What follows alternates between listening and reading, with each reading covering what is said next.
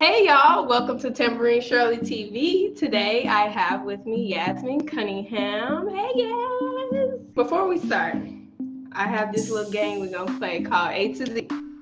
Since you're in the legal profession, you're gonna name, you have 2 minutes to name anything legally related, even nonprofit related from A to Z. And go. Okay. Adolescent, Okay. children, battery, court, defense. I'm gonna skip that one. Father of the child, when we're dealing with custody issues. Guardian, housing. I worked in housing too, so we'll do that. Mm-hmm. This is actually harder than I thought. Indignant, jail. I don't know. Okay. Killer. Yeah, that was obvious. Lord. Money. Neglect. You got a minute left. You're doing really good. Halfway there. What is it? Oh, why can't I think of this stuff? This game is interesting. Oh. We'll jump over that. Parents. Okay. Oh, a cute one. Can we say quarantine for the heck of it being quarantine? The survival we need to. Search party. Telescript. Telegraph something. 20 seconds.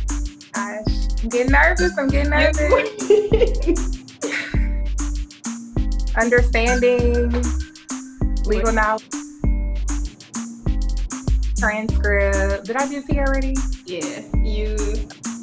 You would be understanding something, the legal field.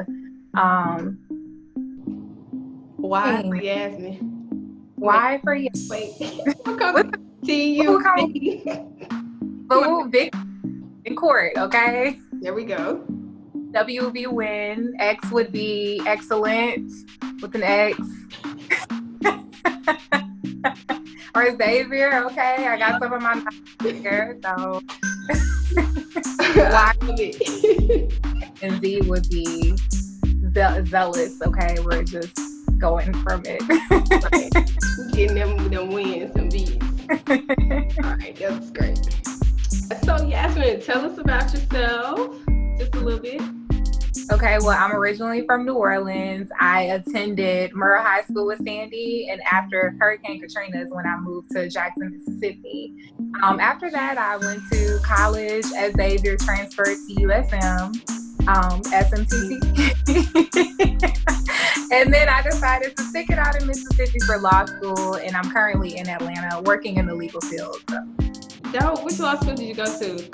Mississippi College. Okay, cool. The name of my organization is called Yes Women. Yes stands for Young, Educated, and Sacred. It is a 501c3, which basically means it's tax exempt. So I started the organization in 2016. I was actually living in Jackson, Mississippi at the time in law school. And honestly, I just wanted to start something that honestly, I can just leave a legacy behind. I saw a need for young women, and I wanted to help them develop their purpose in life. Honestly, we have a lot of stuff going on in our culture with people kind of pushing us to different lifestyles, whether it be, being out in the streets or not going to school, whatever it is. I know for myself, I kind of struggle with finding myself. And I wanted to start something where young girls can feel welcome, they can feel like they're understanding why they're here on earth, their purpose. And most importantly, I wanted like a mentorship group for them. I wanted a way for them to fellowship with one another. So I started the organization, like I said, in 2016. And so since then, I've just kind of branched off, and I actually love helping other people start nonprofits. So that's kind of what I'm doing with my organization. I'm just kind of people, teaching them. Working in the legal field, I love doing business law. So it's just a way for me to still help people find their purpose, mostly women. So I love working with women and developing them so that they can too branch out and start a nonprofit, an organization, an LLC, whatever it is that they want to do. Right, that's great, especially in Jackson, because Lord Yeah. Jesus, we all need it. We all need Yeah. it. So, did you have a lot of support starting out? Like, I guess when you were younger, did you see a lot of mentorships happening in your community? Honestly, no. So growing up in New Orleans, I was raised by a single mother, just me, her, and my sister, Jasmine. And so my mom actually was young when she had us. She was a teenager. Well, I wouldn't say teenager, 19, 20, whatever you want to call it. But, she was our mentor. And so what we saw instilled education in us. She instilled our relationship with God in us. She just pretty much pushed us to be the women that we are today. So she was more so my mentor. And the older I got, I had her, in my life, but I really did not have a lot of women, that I can kind of look up to, I guess, aside from women on TV or celebrities. And as far as my community, I mean, I'm from the hood. So We I'm all. from Lower Ninth Ward, you know what I'm saying? So, and I had some really great family members who were my support system, and they still are today. But that's more so why I wanted that, like a sisterhood, an organization that can just really people can lean on one another and they can reach out or help for different things. And we kind of did that a lot with my mom. She was really the backbone for a lot of stuff that we wanted to do. She kind of encouraged me. So I would definitely say she was my mentor. That's beautiful, girl. Shout out to the single moms, because I'm a product of one, and I love my mama too. Death do us part, child. Yeah. Your business, well, your organization has kind of evolved. Do you feel like since you've been, I guess, kind of preaching purpose, do you feel like you found your purpose through your organization?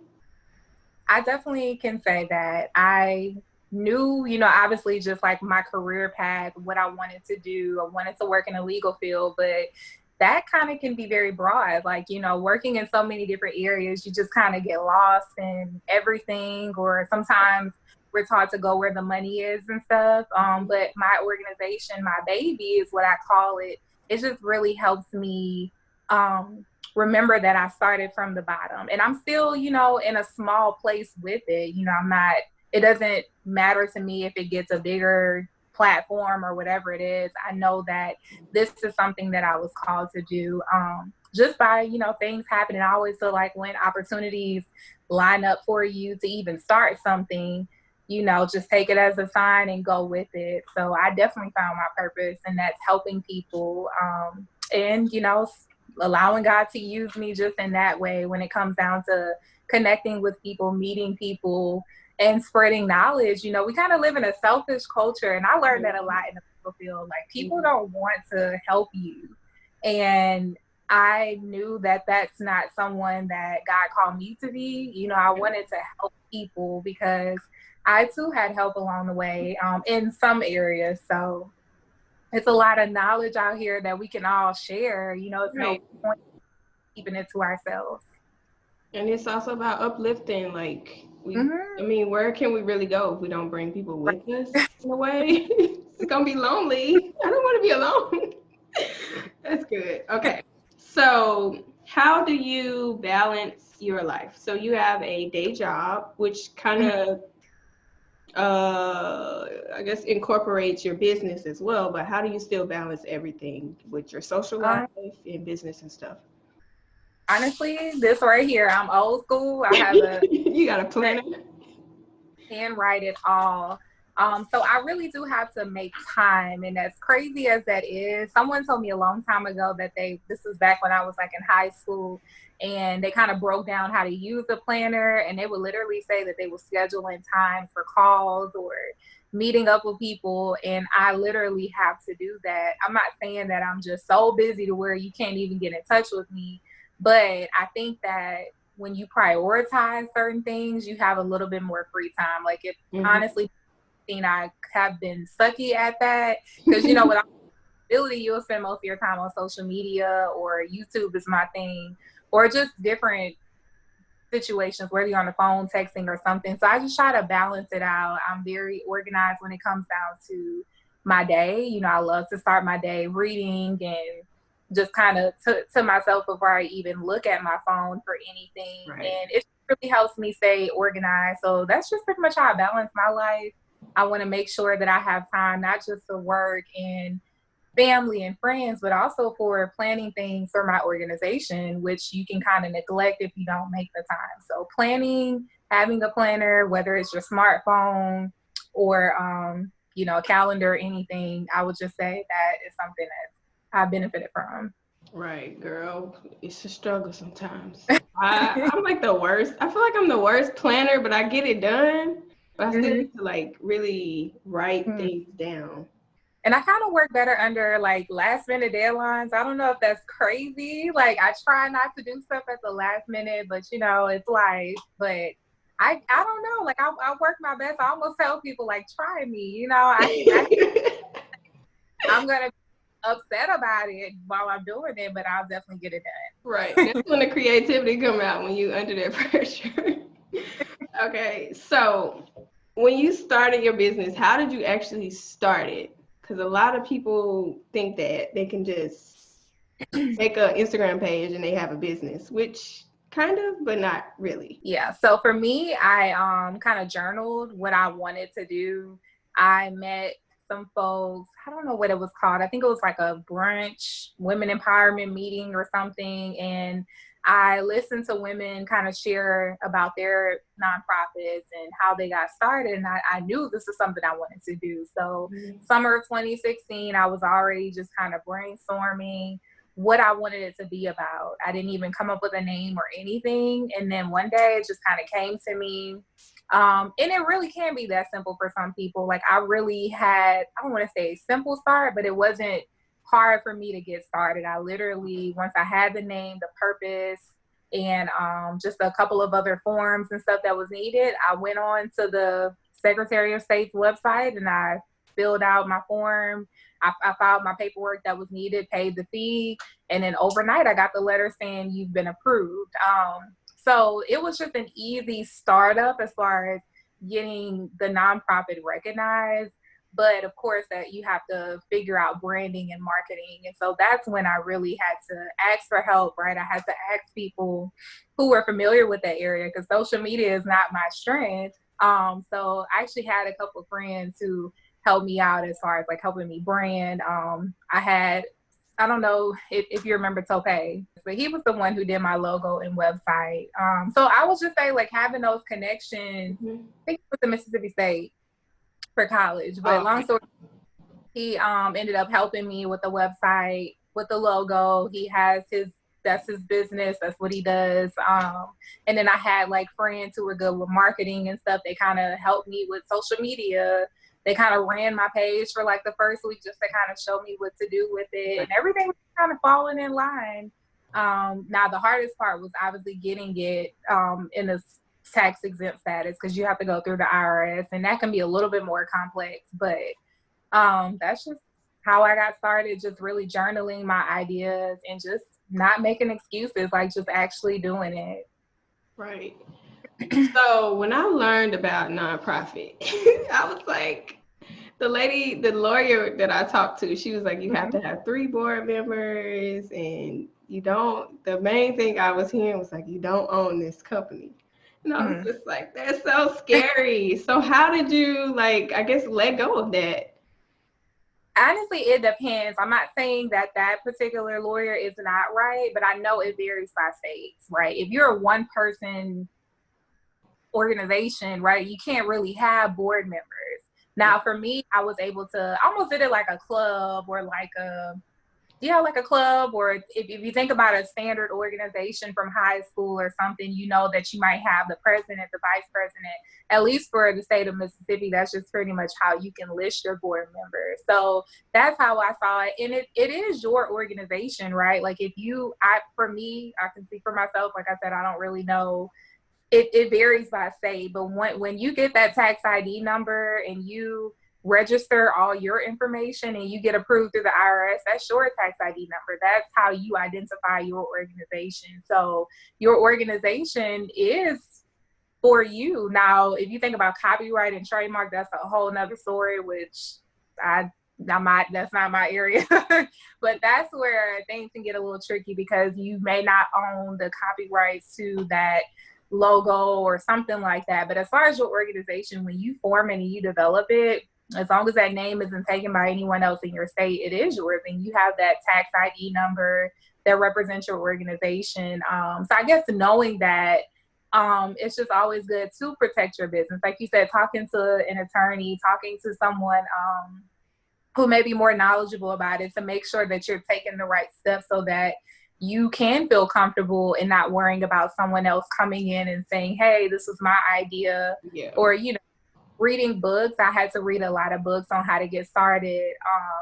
But if you just, again, I would not let that intimidate you from starting anything that you want to do. I would just do the research and read about it in books because it's yours, it's your organization. You started it, you filed with the state, wherever you're filing in that state. We'll just say Mississippi. You filed in Mississippi and it's under your name. You're the registered agent. You're the person that would get served if anything happens. The organization has to fall under a name, so that name will be ownership. Some states listed as the owner or the founder or CEO. Mm-hmm. It's your company. So what has been your biggest lesson throughout your organization's process? Even starting it or just throughout the 4 years? I would say staying motivated. I had a period after law school where I was moving, transitioning my life, just really trying to get into my career and focus on that area. And there was like a year or two period where I didn't do anything with my nonprofit, right? Like, I don't want to say people probably forgot about it, but it's really easy to be forgotten about if you're not staying consistent. So just staying motivated and being consistent is something I had to learn over the years. And the last thing I would just mostly say is being receptive to criticism, not necessarily people putting you down, but I love, whenever I have a flyer for an event or I have a grand idea to do something, I love to ask people for advice. Like, what do you think about this? This can be a good opportunity. And I'm open to their opinions.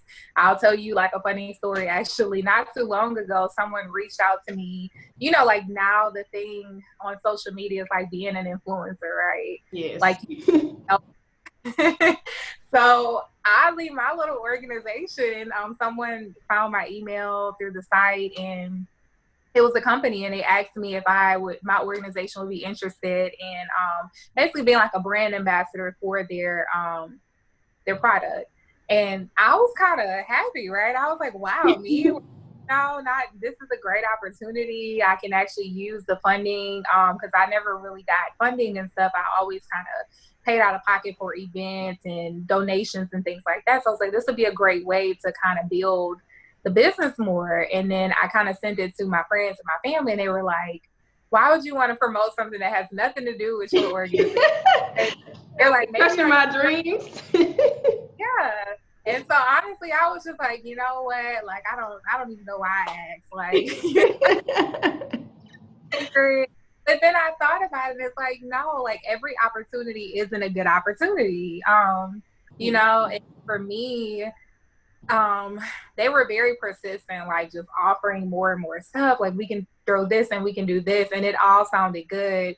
But I just kind of had to really remember where I started and remember my purpose. Remember the purpose of the organization, not just to jump on anything, because sometimes you can get mixed up by doing so many different things. So that's why I say, like, be open to criticism. Ask people, right? People who support your business, ask them how, what do you guys like about this? Like, I love going to food places and they have samples out there before they even put it on the menu just to see how the customers will respond. And so that's something that's important to me. The women or the people who are involved in my organization, I want to know their opinions. I want to know, if I did this, would you look at it differently? Would you actually support So those are the lessons that I've learned along the way. And what keeps you motivated? I think just knowing that I'm influencing other people, just having that encouragement, right, from some people, or wow, I'm so glad that you were helpful, or the messages that I get whenever I put out a video teaching people how to start something, just people actually saying, wow, this helped me, or, you know, actually something I can do. I don't want people to feel like if you want to pay someone to start it, that's great. I mean, that's what lawyers and people are for, right? That's how people make their money. But at the end of the day, I don't want people to be intimidated by starting something, because I did it and I really had no knowledge about it. I just did it. So me inspiring other people and helping them start their own thing, that just pretty much motivates me to keep going, to keep promoting my organization. Yes, and whatever you put out is what you're gonna get back. So you putting good stuff out, girl. It's coming. If it ain't came already, it's coming. Yeah. Okay, so the last part, we do something called Shirley Shake Up. Okay. So your last text message is the title of your next book. How are you going to use that to shake up the world? I was actually congratulating one of my coworkers because she passed the bar today. So I was super excited. So that was just pretty much the last message, just encouraging her, and that would be something that I would just say to, or use that to shake up. Is that what you said? Like shake up the world? To shake up the world. Yeah, just stay encouraged, right? Like she had a goal, she had her mission was to pass, and so she didn't give up. She always encourages me on my journey. So I would just motivate people to never give up on whatever it is that you want to do, and wait for those positive results to come in. That's so you too. I'm glad it wasn't nothing crazy. Oh my God. Look, I don't have that exciting quarantine life. Okay? Right over here. Girl, me either. We just chilling with some water right now. Well, thank you so much, Yasmin. How can the people reach you and your organization online? So on Facebook, you can just find me at Yasmin Cunningham. You can follow my website at www.yeswomen.org. And there you can find all of my social media handles. On Twitter, we're on Twitter, Facebook, and Instagram. And on all three of those platforms, you can find us at YesWomenINC. Great. Thank you, Yasmin. Thank you for having me.